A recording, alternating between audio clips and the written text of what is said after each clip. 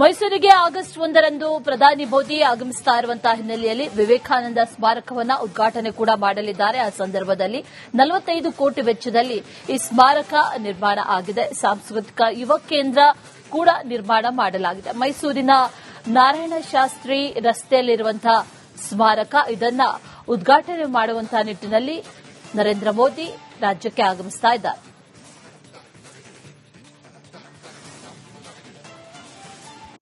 ಮೈಸೂರಿಗೆ ಆಗಸ್ಟ್ 1ರಂದು ಪ್ರಧಾನಿ ಮೋದಿ ಆಗಮಿಸುತ್ತಾ ಇರುವಂತಹ ಹಿನ್ನೆಲೆಯಲ್ಲಿ ವಿವೇಕಾನಂದ ಸ್ಮಾರಕವನ್ನು ಉದ್ಘಾಟನೆ ಕೂಡ ಮಾಡಲಿದ್ದಾರೆ. ಆ ಸಂದರ್ಭದಲ್ಲಿ 45 ಕೋಟಿ ವೆಚ್ಚದಲ್ಲಿ ಈ ಸ್ಮಾರಕ ನಿರ್ಮಾಣ ಆಗಿದೆ. ಸಾಂಸ್ಕೃತಿಕ ಯುವ ಕೇಂದ್ರ ಕೂಡ ನಿರ್ಮಾಣ ಮಾಡಲಾಗಿದೆ. ಮೈಸೂರಿನ ನಾರಾಯಣ ಶಾಸ್ತ್ರಿ ರಸ್ತೆಯಲ್ಲಿರುವಂತಹ ಸ್ಮಾರಕ ಇದನ್ನ ಉದ್ಘಾಟನೆ ಮಾಡುವಂತಹ ನಿಟ್ಟಿನಲ್ಲಿ ನರೇಂದ್ರ ಮೋದಿ ರಾಜ್ಯಕ್ಕೆ ಆಗಮಿಸುತ್ತಾ ಇದ್ದಾರೆ.